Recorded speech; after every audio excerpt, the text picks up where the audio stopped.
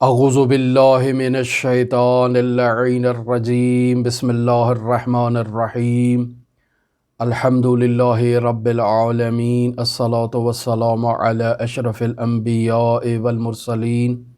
وعلی آلہ الطیبین الطاہرین المعصومین الذین اذہب اللہ عنہم الرجس وطہرہم تطہیرا اما بعد۔ ہماری آپ کے ساتھ گفتگو مرحوم آیت اللہ سید محمد حسین حسینیہ طہرانی کی گراں قدر کتاب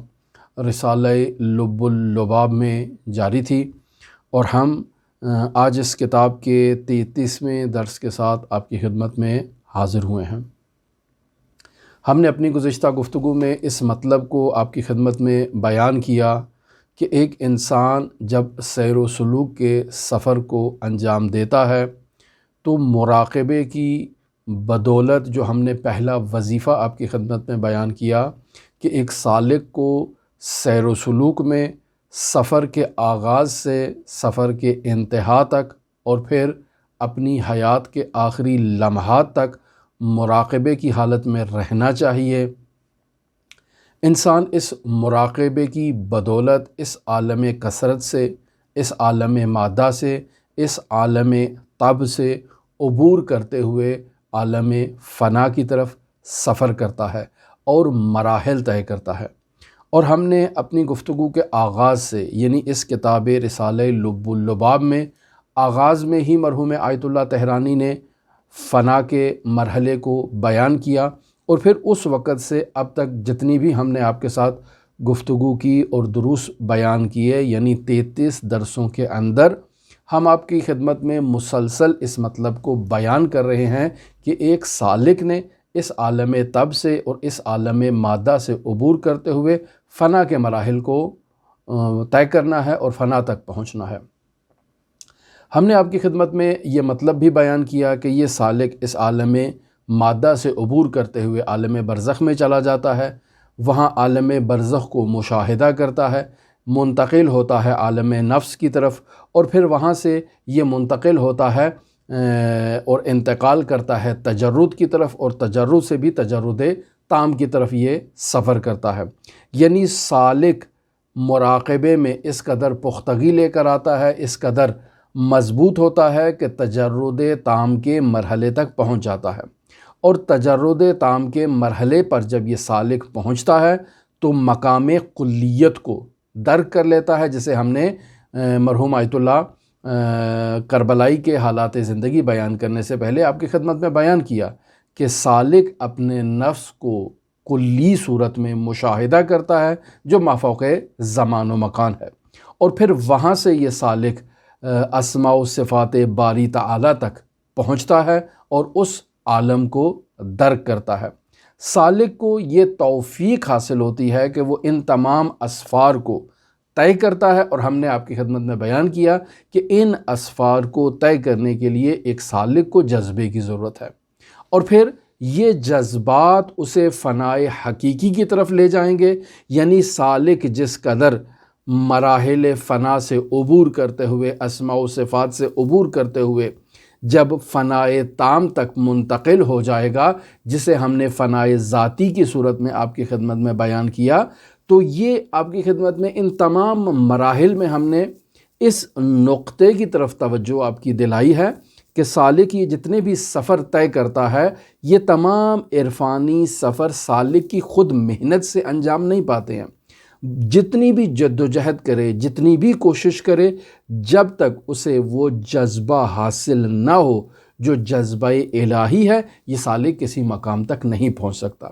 لہٰذا خداوند متعال ہے جو اس سالک کو ان مراحل کے طے کرنے میں اور عبور کرنے میں اس کی مدد کرتا ہے۔ انسان جس قدر بھی کاوش کرتا ہے، محنت کرتا ہے، اپنی محنت سے وہ کسی حد تک کچھ مراحل تک پہنچ سکتا ہے، لیکن جب تک یہ جذبات الہیہ اسے اپنی آغوش میں نہ لے لیں، انسان سالک ان مراحل کو طے نہیں کر سکتا اور اس سفر میں کبھی بھی کامیاب نہیں ہو سکتا۔ لہٰذا ایک عالم سے دوسرے عالم تک منتقل کرنے کے لیے سالک کو جذبے کی ضرورت ہوتی ہے، اور اس جذبے کے حصول کے لیے ہم نے آپ کی خدمت میں عرض کیا کہ یہ سالک باید مراقبہ کرے، اور اس مراقبے کی ہی نتیجے میں یہ سالک آگے کے مراحل کو طے کر سکتا ہے۔ پس خود سے سالک کا ان مراحل کو طے کرنا یہ اس کی بس کی بات نہیں، بلکہ ایک مافوق ذات ہے کہ جو اسے اپنی طرف کھینچتی ہے۔ اور پھر ہم نے یہاں ایک فلسفی قاعدے کو بیان کیا کہ فاقد شیء لا یکون معطیہ، جو مراحل فنا تک پہنچنے کی توان اور صلاحیت نہیں رکھتا، وہ کیسے ان مراحل کو طے کر کے خداوند متعال کی بارگاہ میں پہنچنے کی جسارت کر سکتا ہے؟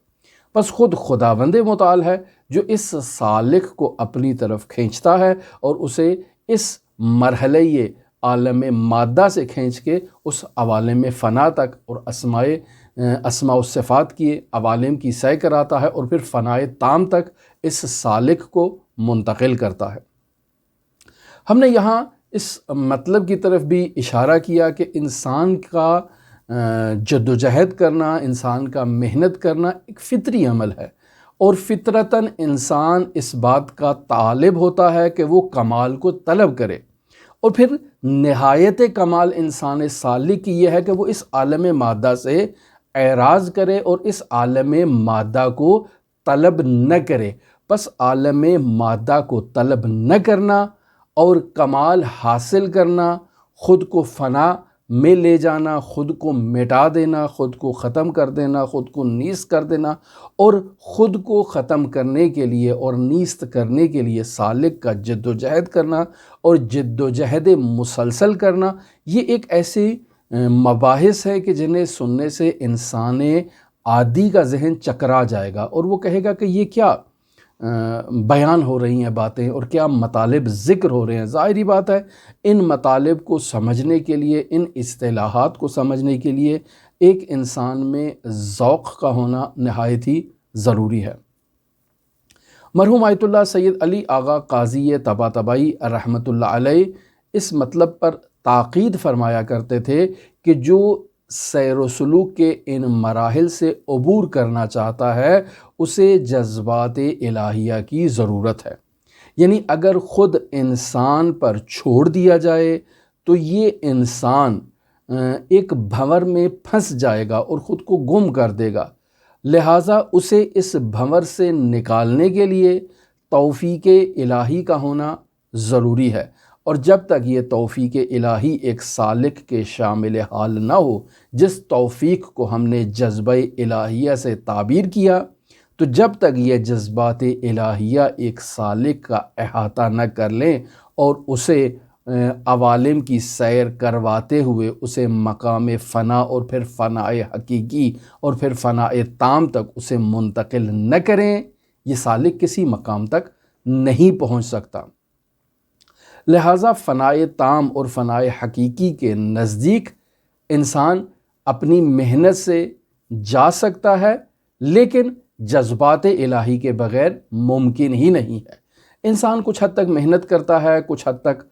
تغودو کرتا ہے، خود کو مضبوط کرتا ہے اور آمادہ کرتا ہے تاکہ جذبات الہیہ اس سالک کو اپنی آغوش میں لے لے۔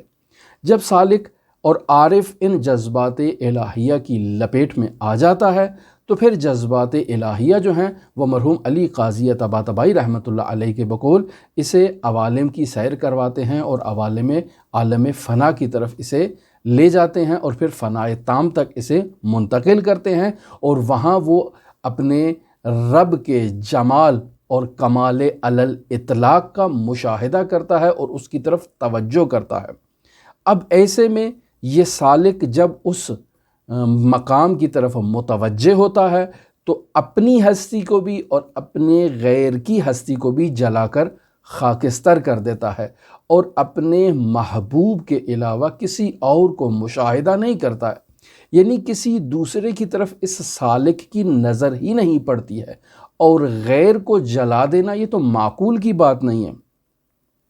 انسان کا خود کو مٹا دینا، خود کو آگ لگا دینا یہ بھی معقول نہیں ہے۔ میں یہاں بارہا تاکید کرتا چلوں کہ یہ میرے الفاظ جو میں آپ کی خدمت میں نقل کر رہا ہوں کہ انسان کا خود کو جلا دینا یا دوسروں کو جلا دینا، اس سے ہرگز یہ مطلب نہیں ہے کہ آپ ایک ماچس کی تیلی پکڑیں اور اپنے پہ پیٹرول ڈال کے یا کوئی ایسی اشتعال انگیز کوئی چیز اپنے اوپر ڈال کر خود کو آگ لگا دیں، یہاں اس سے یہ مراد نہیں ہے۔ یہ مخصوص الفاظ اور مخصوص اصطلاحات ہیں کہ جنہیں وہی افراد سمجھ سکتے ہیں کہ جو مسلسل ان باتوں کی طرف متوجہ ہیں۔ سالک کا خود کو جلا دینا، خود کو نابود کر دینا، خود کو مٹا دینا، اس سے کیا مراد ہے؟ اس سے کسی توہم میں اور کسی باطل گمان میں مبتلا نہیں ہونا چاہیے۔ خود کو جلا دینے سے مراد یہ ہے کہ ایک سالک خود کو اس عالم کثرت سے جدا کر لے، یعنی سالک اس عالم مادہ، اس عالم کثرت کو حقیقت سمجھ رہا تھا، اس کا غیر بھی اسے حقیقت سمجھ رہا تھا۔ سالک اس استقلال کو اور اس حقیقت کو منقطع کر دیتا ہے اور اس بات تک پہنچ جاتا ہے کہ نہ تو میں مستقل ہوں اور نہ ہی میرا غیر کسی بھی چیز میں استقلال رکھتا ہے۔ جب وہ خود کو مستقل تصور نہ کرے، اپنے غیر کو مستقل تصور نہ کرے، یعنی منشأ اثر تصور نہ کرے اور فاعل حقیقی خداوند متعال کو قرار دے، تو ایسے میں یہ سالک اس عالم کثرت میں نہ خود کی حقیقت کا قائل ہوگا اور نہ اپنے غیر کی حقیقت کا قائل ہوگا۔ لہٰذا آج تک یہ سالک جو خود کی حقیقت کا قائل تھا اور اس کا غیر بھی خود کی حقیقت کا قائل تھا اور یہ اس غیر کی حقیقت کا بھی قائل تھا، اس مرحلے میں آ کر خود کو بھی نابود کر دے گا، یعنی جلا کر خاکستر کر دے گا، اپنے غیر کو بھی نابود کر دے گا اور جلا کر خاکستر کر دے گا، یعنی اس نتیجے پر پہنچے گا کہ نہ میری کوئی حقیقت ہے نہ اس غیر کی کوئی حقیقت ہے سوائے خداوند متعال کے، یعنی صرف ایک ہی حقیقت ہے جو منشأ اثر ہے، کہ جس کے لیے ہم اس کلمے کو استعمال کرتے ہیں کہ لا حول ولا قوت الا باللہ۔ یعنی آج تک میں جو طاقت اپنی سمجھ رہا تھا یہ میری طاقت نہیں تھی، در حقیقت اسی کی طاقت تھی کہ لمحہ بلمحہ میں یہ طاقت اس ذات سے اخذ کر رہا تھا اور اپنے ارادے کو منشأ ظہور دے رہا تھا۔ پس اگر ایک لمحہ اور ایک لحظہ بھر کے لیے بھی وہ طاقت مجھ سے منقطع ہو جائے تو پھر میں کسی بھی چیز کا ارادہ نہیں کر سکوں گا، کسی بھی چیز کو منشأ ظہور تک اور منشأ فعلیت تک نہیں پہنچا سکوں گا۔ میرا غیر بھی اسی طرح سے ہے۔ پس خود کو جلا کر خاکستر کر دینے کا مطلب یہ ہے کہ ایک سالک اس حقیقت تک پہنچ جائے کہ میرا کوئی حقیقت اور میرے غیر کی کوئی حقیقت نہیں، اور ہماری حقیقتوں کے پیچھے اصل حقیقت جو موجود ہے وہ خداوند متعال کی حقیقت ہے کہ جس نے ہمارے اوپر مسلسل اپنی توجہ کو مرکوز اور متوجہ کر رکھا ہے، اور ہر لمحہ اور لحظہ وہ ہمارے اوپر جو ہے وہ توجہ اور عنایت کو جاری رکھے ہوئے ہے، کہ جس کی وجہ سے ہماری حقیقت معاشرے میں نظر آتی ہے جو حقیقت نہیں ہے۔ حضرت موسیٰ علی نبینا و علیہ آلہ و تحیت و ثنا 40 دن تک باقاعدہ کوہ طور پر گئے، اور ان کی یہی کیفیت تھی کہ وہ اس حقیقت کو درک کر چکے تھے۔ یعنی ہماری دینی اصطلاحات میں اور دینی کتابوں میں ایک مطلب جو بیان کیا جاتا ہے وہ 40 موسوی کے عنوان سے ہے، یا بعض عبارات میں اسے 40 کلیمی کے عنوان سے بھی یاد کیا جاتا ہے۔ یہ ماجرا ہے کیا؟ ماجرا اس طرح سے ہے کہ ماہ ذی قعد مکمل اور ماہ ذی الحج کے آغاز کے 10 دن، یہ جو ٹوٹل ایک پیریڈ ہے، یہ 40 دن کا ایک دورانیہ ہے، جسے حضرت موسیٰ علی نبینا و علیہ آلہ و تحیت و ثنا نے باقاعدہ کوہ طور پر لقاء اللہ کے لیے، خداوند متعال سے ملاقات کے لیے، خداوند متعال سے مناجات کے لیے وقف کر دیا، اور دعوت حق پر لبیک کہا، لبیک اللہم لبیک لا شریک لک لبیک۔ باقاعدہ حضرت موسیٰ علی نبینا و علیہ آلہ و تحیت و ثنا 40 دن کے لیے کوہ طور پر گئے، لیکن آغاز میں یہ مرحلہ 40 دن کا نہیں تھا۔ لہٰذا آپ دیکھیں باقاعدہ سورہ اعراف کی آیت نمبر 142 میں اسی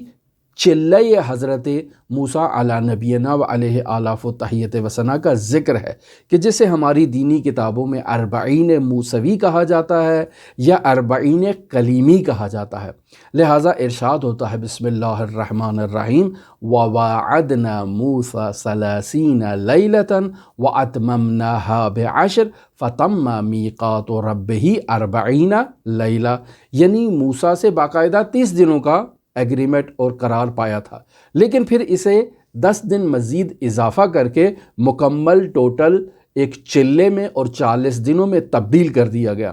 تاکہ حضرت موسیٰ علی نبینا و علیہ آلاف التحیت و ثنا ان 40 دنوں میں خود کو اپنے رب کے لیے خالص کر دیں، آمادہ کر دیں، اور جذبات الہیہ کی شدت کے نتیجے میں خداوند متعال کی لقاء اللہ کے مرحلے پر فائز ہوں۔ اس مرحلے پر فائز ہوں کہ حضرت موسیٰ علی نبینا و علیہ آلاف التحیت و ثنا کو وہ پیغام الہی منتقل ہو سکے۔ لہٰذا رسول خدا صلی اللہ علیہ وآلہ وسلم نے انہی مراحل کی طرف اشارہ کیا۔ حضرت امام جعفر صادق علیہ آلاف التحیت و ثنا سے باقاعدہ جو حدیث نقل ہوئی ہے اور انہوں نے رسول خدا صلی اللہ علیہ وآلہ وسلم سے ان مطالب کو نقل کیا ہے کہ 40 دن تک حضرت موسیٰ علی نبینا و علیہ آلاف التحیت و ثنا اس کوہ طور پر جب تشریف لے گئے تو 40 دن تک نہ کچھ کھایا، نہ کچھ پیا، نہ آرام کیا، نہ سوئے۔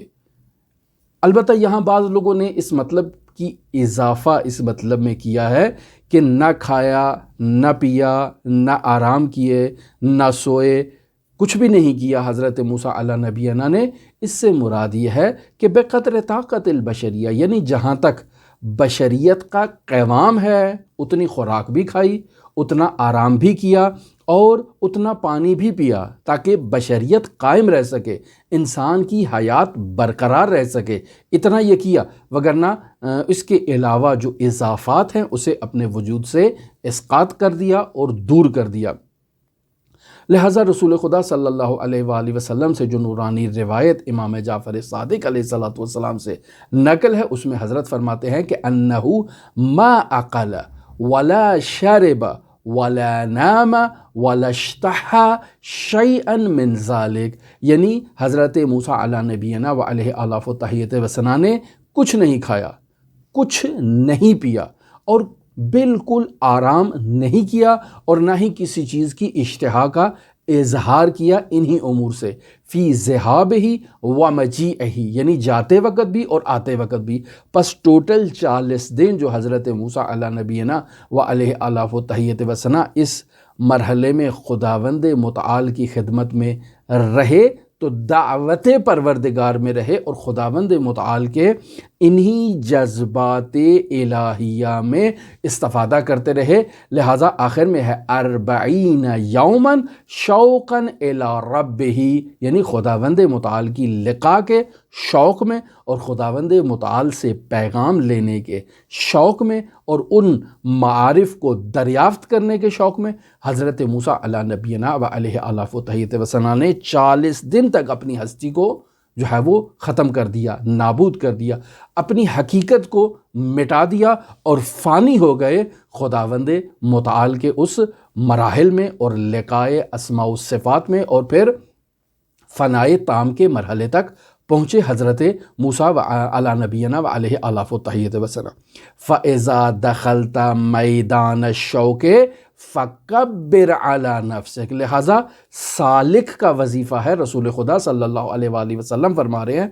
کہ جب تم اس مرحلے میں اور اس میدان میں داخل ہو جاؤ فَكَبِّرْ عَلَى نَفْسِكَ، تو اپنے نفس کے اوپر 5 تکبیریں کہہ دو۔ کون سی 5 تکبیریں؟ وہی 5 تکبیریں جو ایک میت کے اوپر کہی جاتی ہیں۔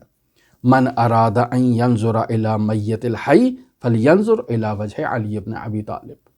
موتو قبل ان تموتو، یہی جو معارف آج تک ہم آپ کی خدمت میں بیان کرتے آئے کہ انسان مرنے سے پہلے مر جائے، یعنی اپنے وجود سے اس عالم کثرت کے آثار کو ختم کر دے اور اپنی ہستی کو نابود کر دے، اپنی ہستی کو جلا کر خاکستر کر دے۔ کیوں؟ چونکہ اس کی ہستی خداوند متعال کا غیر ہے، یعنی یہ اپنے وجود کو خداوند متعال کے مد مقابل ایک حقیقت تصور کرتا ہے، جبکہ یہ خداوند متعال کے مد مقابل مستقلاً کوئی حقیقت نہیں ہے۔ لہٰذا جب اس نقطے کی طرف یہ سالک متوجہ ہوتا ہے تو پھر اپنے اوپر 5 تکبیر کہہ دیتا ہے کہ نہیں نہیں نہیں، میں کچھ بھی نہیں ہوں، یعنی دنیاوی توقعات کو، لالچ کو، اہل دنیا سے محبت کو اپنے وجود سے یہ سالک کیا ہے؟ دور کرتا ہے، خداوند متعال کی طرف متوجہ ہوتا ہے، خود کو مردہ تصور کرتا ہے۔ اور جیسے مردے عام ہمارے جو اطراف میں افراد اس دنیا سے چلے جاتے ہیں اور وہ خداوند متعال کی رحمت کے علاوہ اور کسی چیز میں رغبت نہیں کرتے، یہ انسان سالک بھی جب اس حقیقت کی طرف متوجہ ہو جاتا ہے کہ نہ تو میں مستقل ہوں، نہ میرے اطراف میں موجود معاشرے میں زندگی بسر کرنے والی اشیاء مستقل ہیں، لا حول ولا قوت الا باللہ کی حقیقت کو یہ سالک جب سمجھ لیتا ہے، درک کر لیتا ہے، تو اسی مردے کی طرح رحمت الہی کے علاوہ کسی بھی چیز کی توقع نہیں کرتا۔ عین اسی طرح سے کہ جیسے باقاعدہ اس شعر کے اندر ہم پہلے بھی آپ کی خدمت میں بیان کر چکے کہ آن کس کے تورا شناخت این جہان را چکنت،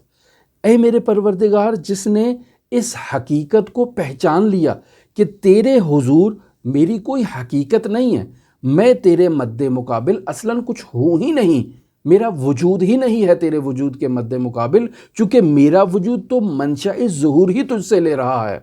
اور لحظہ بلحظہ میں اپنی ہر چیز میں فقر محض اور محتاجی کا اور احتیاج کا اظہار کر رہا ہوں۔ تو اے میرے پروردگار جس نے اس حقیقت کو درک کر لیا، اسے اس جہان کی کیا ضرورت ہے؟ فرزند و عیال و خانمان را چه کند، اب اسے بیوی کی کیا ضرورت ہے، اسے بچوں کی کیا ضرورت ہے، اور اس جہان کی ضرورت اسے کیا باقی رہ جاتی ہے؟ دیوانے کنی و دو جہان میں بخشی، اے میرے پروردگار تو اس انسان کو اپنی طرف متوجہ قرار دے کر، اسے اپنا دیوانہ بنا کر، اسے اب پوری دنیا اور عالم امکان اسے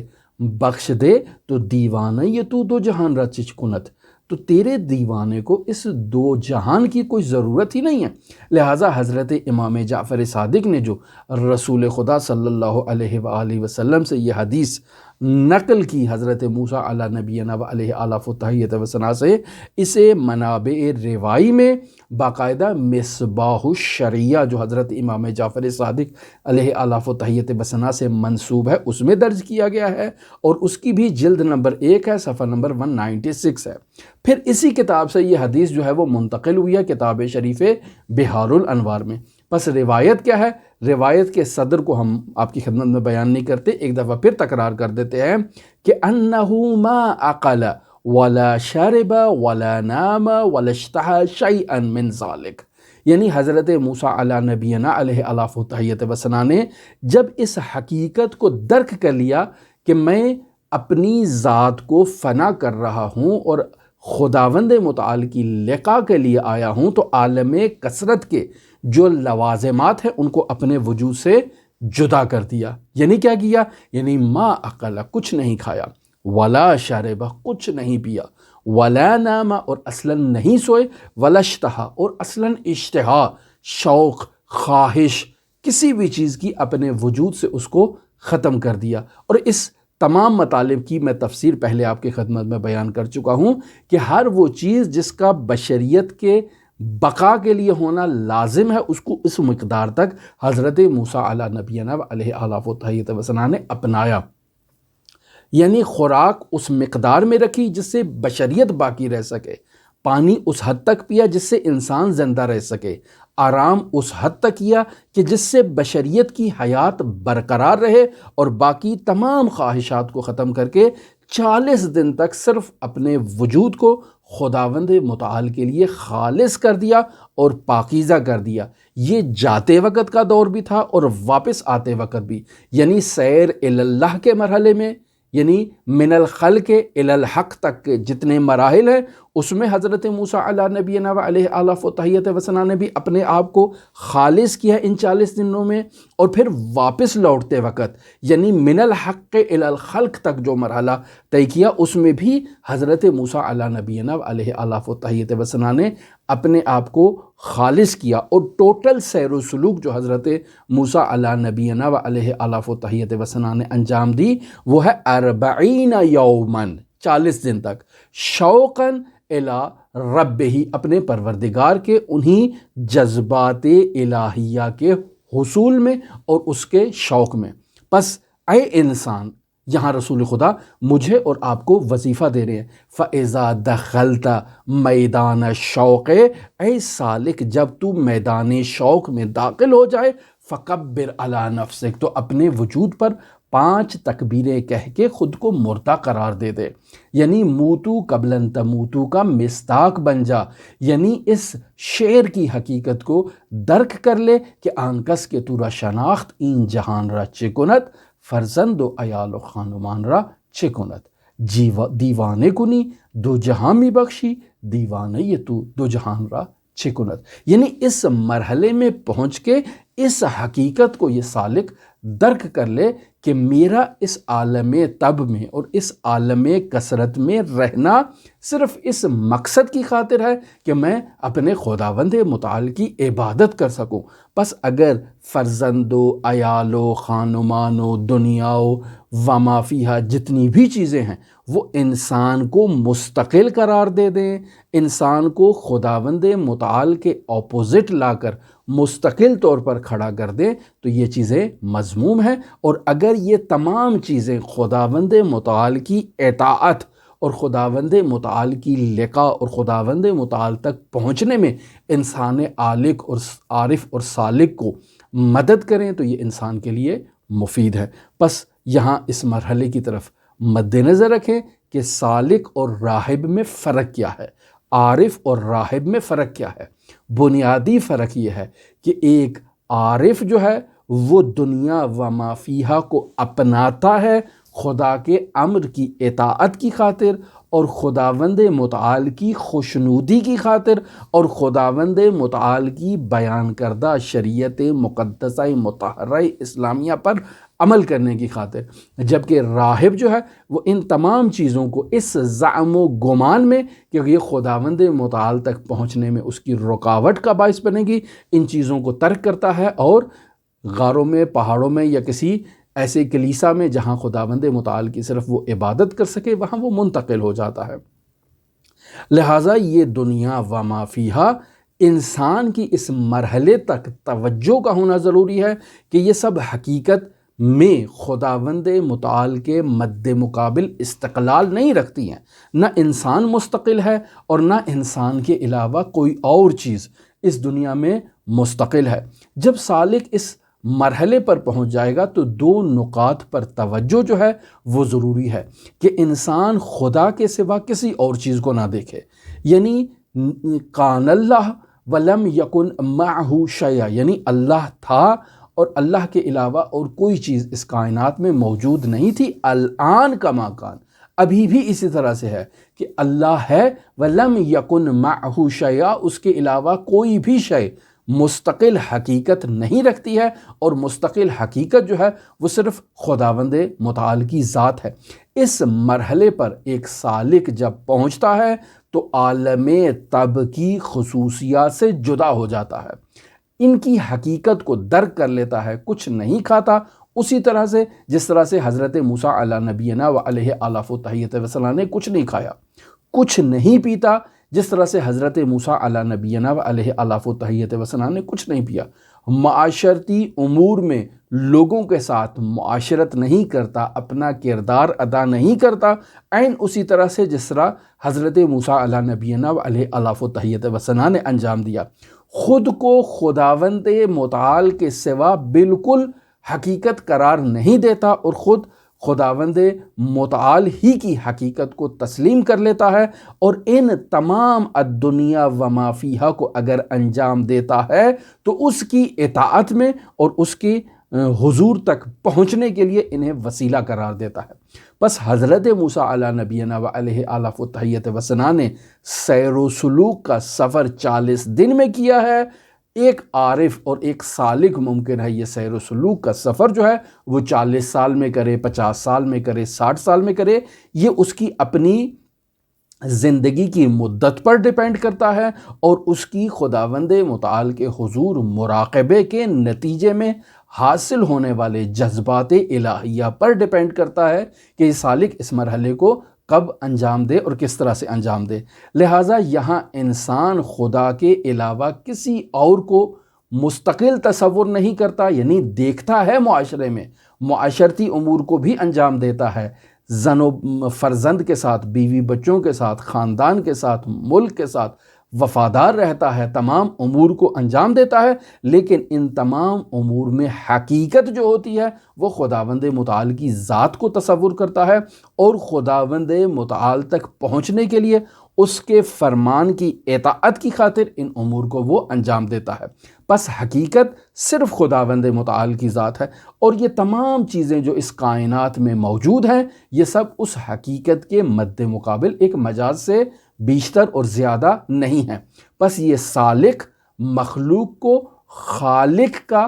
جلوہ مشاہدہ کرتا ہے اور اس تک پہنچنے کا ایک ذریعہ قرار دیتا ہے۔ لہٰذا خداوند متعال نے بھی حضرت موسیٰ علیہ نبینا و علیہ آلاف و تحیت و ثنا کو اسی مطلب کی طرف متوجہ کرایا کہ لن ترانی یا موسیٰ، اے موسیٰ تو مجھے ہرگز مشاہدہ نہیں کر سکتا ہے جب تک کہ تو خود کو فنا کے مرحلے تک لے نہ جائے، جب تک تو خود کا جو ادراک ہے اسے ختم نہ کر لے اپنے وجود سے، خود کا ادراک یعنی خود کا استقلال ختم نہ کر لے، اور اس حقیقت کو درک نہ کر لے یہ موسیٰ کہ کان اللہ ولم یکن معہ شیء، یعنی اس حقیقت تک پہنچ جاؤ کہ خداوند متعال کے استقلال کے مد مقابل، خداوند متعال کی حقیقت کے مد مقابل کوئی دوسری حقیقت نہیں ہے، کسی کو استقلال حاصل نہیں ہے، ہر موجود اپنے وجود میں اور اپنے وجود کی بقا میں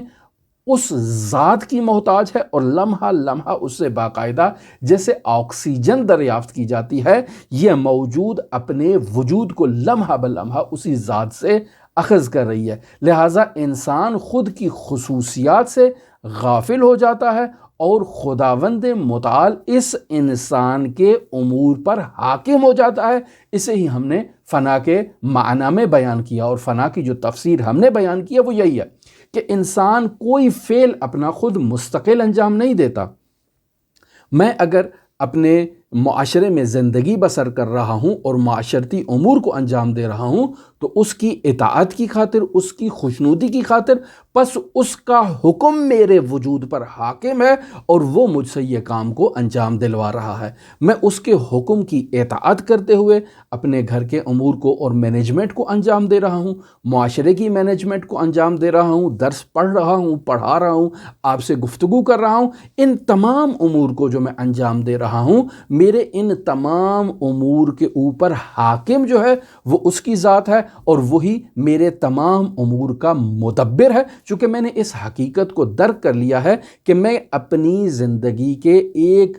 چھوٹے سے سیکنڈ کے لیے بھی اپنی زندگی پر خود سے مستقل نہیں ہوں، لمحہ لمحہ مجھے اس سے فیض حاصل کرنے کی ضرورت ہے۔ بس اس مرحلے کو جب خدا ایک سالک درک کر لیتا ہے تو وصال خدا کی خاطر، دیدار خدا کی خاطر، لقاء اللہ کی خاطر، اللہ تبارک و تعالیٰ سے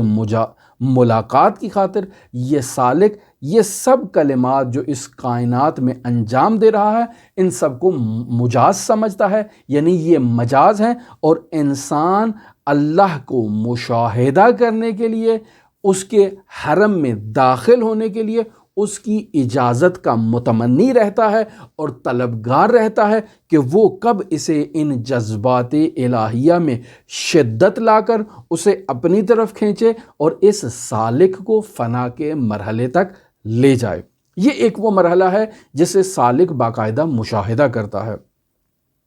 دوسرا مرحلہ، دوسری حقیقت جس تک یہ سالک پہنچتا ہے، وہ حقیقت یہ ہے کہ خدا کے علاوہ جتنی بھی موجودات اس کائنات میں موجود ہیں وہ بھی مستقل نہیں ہیں، یعنی میں خود بھی مستقل نہیں ہوں اور میرے علاوہ جتنی بھی موجودات ہیں وہ بھی مستقل نہیں ہے، اور انہیں بھی لمحہ بلمحہ اپنے وجود کے بقا میں خداوند متعال کی ضرورت ہے، اور ان کے حقیقت میں بھی فقر محض پایا جاتا ہے۔ پس سالک جو ہے وہ ما سوی اللہ کو اس حقیقت کی تجلی جانتا ہے اور اس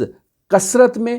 وحدت کو مشاہدہ کرتا ہے، اور یہ عالم بقا اس کے لیے نہیں ہوتا۔ اس حقیقت کو وہ درک کر لیتا ہے کہ مجھے اس عالم فنا سے عالم بقا کی طرف کوچ کرنا ہے، اور وہ عالم بقا خود ذات پروردگار ہے۔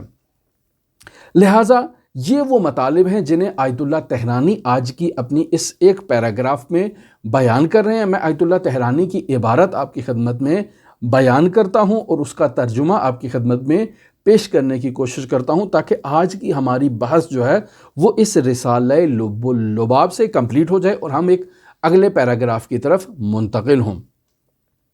آیت اللہ تہرانی یہاں پر کہتے ہیں، چون سالک بے توفیق الہی این مراحل را طے نمود، یعنی سالک جب سیر و سلوک کے ان مراحل کو طے کر رہا ہے تو اسے سفر کرنے میں توفیق الہی کی ضرورت ہے۔ لہٰذا چون سالک، یعنی جب سالک نے توفیق الہی کے بلبوتے پر این مراحل را طے نمود، یعنی ان سفر کے مراحل کو اس نے طے کر لیا، وبے این مشاہدات کامیاب گردید، یعنی اس عالم کثرت سے جو ہے وہ عبور کرتے ہوئے باقاعدہ عالم برزخ میں داخل ہوا، اور وہاں مشاہدات برزخیہ کو اس نے مشاہدہ کیا اور دیکھا، تو پھر یہاں پر کیا ہے، جذبات الہیہ اورا احاطے نمودے۔ تو اب ایسے میں خداوند متعال کے جو جذبات الہیہ ہیں وہ اس سالک کا احاطہ کر لیں گے، ہر آن اورا بے فنائے حقیقی نزدیک می سازند، یہ جذبات الہیہ اسے کسی بھی وقت جو ہے وہ فنائے حقیقی کی طرف منتقل کر سکتے ہیں، جو حقیقت میں سیر و سلوک کا اصلی سفر وہاں سے آغاز ہوگا۔ اور ہم نے عرض کیا کہ جذبات الہیہ کے بغیر کوئی بھی سالک جو ہے وہ سیر و سلوک کا مرحلہ طے نہیں کر سکتا۔ بس یہ ہماری جتنی بھی جد و جہد ہے، یہ جو ہم نماز شب پڑھ رہے ہیں، قرآن مجید کی تلاوت کر رہے ہیں، شریعت مقدسہ مطہرہ اسلامیہ پر عمل کر رہے ہیں، یہ سب کے سب مقدمات ہیں اسی جذبات الہیہ کے حصول کے لیے۔ لہٰذا جب وہ جذبات الہیہ ان سالک کو مل جائیں تو سالک کو چاہیے انہی امور پہ مزید پختگی کے ساتھ عمل کریں تاکہ وہ جذبات الہیہ اس کے وجود میں استحکام پکڑتے جائیں اور کسی بھی وقت وہ اسے فنائے حقیقی کی طرف منتقل کر سکتے ہیں۔ تب بالآخر جذبے اورا احاطے کر دے، یعنی اس کے تمام وجود کا جذبات الہیہ نے احاطہ کر لیا ہے، متوجہ یہ جمال و کمال علی الاطلاق گشتے، تو ان جذبات الہیہ کی بدولت یہ سالک جو ہے یہ خداوند متعال کے جمال و کمال، یعنی صفات جلال و کمال کو، علی الاطلاق صفات جمال و کمال کو یہ جو ہے وہ باقاعدہ مشاہدہ کرے گا، اور اس نے اس کی ہستی کا باقاعدہ احاطہ کر رکھا ہے۔ وغیر خود را آتش زدے، یعنی سالک پہلے اپنی ہستی کو آتش لگائے گا اور پھر اپنے غیر کی ہستی کو آتش لگائے گا، یعنی اپنی حقیقت کو یقین سے اس مرحلے پر پہنچ جائے گا کہ میں مستقل نہیں ہوں اور لمحہ لمحہ مجھے اس کے لطف الہی کی ضرورت ہے، اور اسی طرح میرے اطراف میں جتنی بھی موجودات ہیں انہیں بھی لمحہ بلمحہ اسی کے لطف کی ضرورت ہے۔ تب بالآخر جذبہ پورا احاطے کر دے، متوجہ یہ جمال و کمال اطلاق گشتے، ہستی خود وغیر خدرہ آتش زدے، یہ سالک اپنی ہستی کو اور اپنے غیر کی ہستی کو آتش لگا دے گا، در برابر طلعت نازنین یار چیزی نہ خواہد دید، یعنی سالک اپنی ہستی کو بھی اور اپنے غیر کی ہستی کو بھی آگ لگا کر در برابر طلعت نازنین یار، یعنی اپنے محبوب کی حقیقت کے طلوع کے علاوہ کسی اور چیز کو مشاہدہ نہیں کرے گا، اور اس حقیقت کو درک کر لے گا کہ کان اللہ ولم یکن معہ شیئا، الان کما کان، کہ ابھی بھی اسی طرح سے ہے کہ وہ ذات ہے اور اس کے علاوہ اور کوئی چیز اس کے علاوہ وہاں پر موجود نہیں ہے۔ در این حال سالک از وادی ہجران بیرون رفتے و در دریائے لا یتناہی مشاہدات ذات ربوبی مستغرق خواہد گردید، یعنی یہاں پر باقاعدہ جو ہے وہ کلمہ دریا استعمال ہوا ہے، یعنی در این حال سالک از وادی ہجران بیرون رفتے، یعنی اس حالت میں سالک جو ہے وہ وادی ہجران سے خارج ہو جائے گا، اور اس وادی سے خارج ہونے کے بعد در دریائے لا یتناہی مشاہدہ ذات ربوبی مستغرق خواہد گردید، یعنی یہ ذات پروردگار کی نامتناہی جو دریا ہے اس میں غرق ہو جائے گا اور وہاں پر فیض حاصل کرے گا۔ تو پس یہاں جو دریا کا کلمہ استعمال ہوا ہے یہ باقاعدہ آیت اللہ تہرانی نے دعاؤں سے اخذ کیا ہے، یعنی جو انسان کو فنائے تام کے سمجھانے کے لیے باقاعدہ ایک تشبیہ کی جا رہی ہے، جیسے ایک دریا ہے، ایک سمندر ہے، کس قدر وسیع سمندر ہے اور انسان کی حقیقت اس سمندر کے مد مقابل کچھ بھی نہیں ہے، حقیر یعنی انسان خود کو کچھ سمجھتا ہی نہیں ہے، اور اس سمندر میں جب انسان داخل ہو جاتا ہے تو غرق ہو جاتا ہے اور اپنی ہستی کو فنا کر دیتا ہے۔ ایسے ہی انسان جو ہے وہ دریائے لا یتناہی مشاہدات ربوبی میں مستغرق ہو جائے گا۔ یہ الفاظ جو استعمال کیے جا رہے ہیں یہ در واقع ہمارے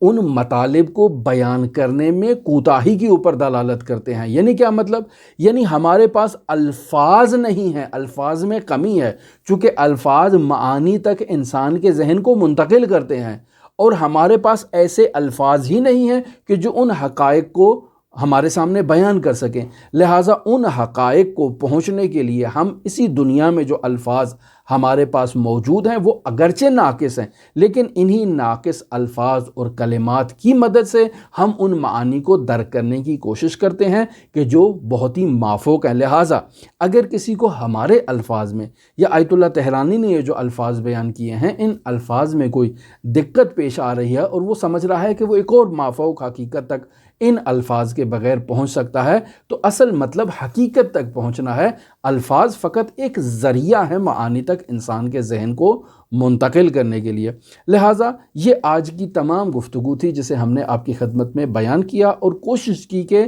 آسان الفاظ میں ان نورانی مطالب کو آپ کی خدمت میں منتقل کیا جائے۔ اگر کہیں ہماری گفتگو میں ابہام رہ گیا ہو، کہیں کوئی سوال رہ گیا ہو تو آپ ہم سے پوچھ سکتے ہیں، لیکن اس بات کی طرف توجہ رہیں کہ ہماری گفتگو میں جتنے بھی کلمات استعمال ہوئے یا الفاظ استعمال ہوئے ان الفاظ کا معنی کچھ اور ہے۔ آپ اس حقیقت تک پہنچنے کی کوشش کریں کہ جو ہم بیان کرنا چاہ رہے ہیں اس کے ظاہری معنی کی طرف بات کو منتقل نہ کریں اور ایک غلط مطلب کی طرف اپنے ذہن کو اور اذہان عالیہ کو منتقل نہ کریں۔ ہماری دعا ہے کہ خداوند متعال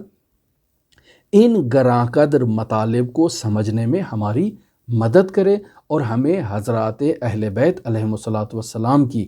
توجہ اور عنایت کے سائے میں خداوند متعال اپنی لقاء اللہ کے مرحلے پر فائز کرے اور ہم اس کی ذات کے جمال میں اور اس دریائے لا یتناہی میں خود کو غرق کر دیں اور اس کی لقاء کے مرحلے پر فائز ہو جائیں۔ اللہم صلی علی محمد و آل محمد وعجل فرج قائم آل محمد۔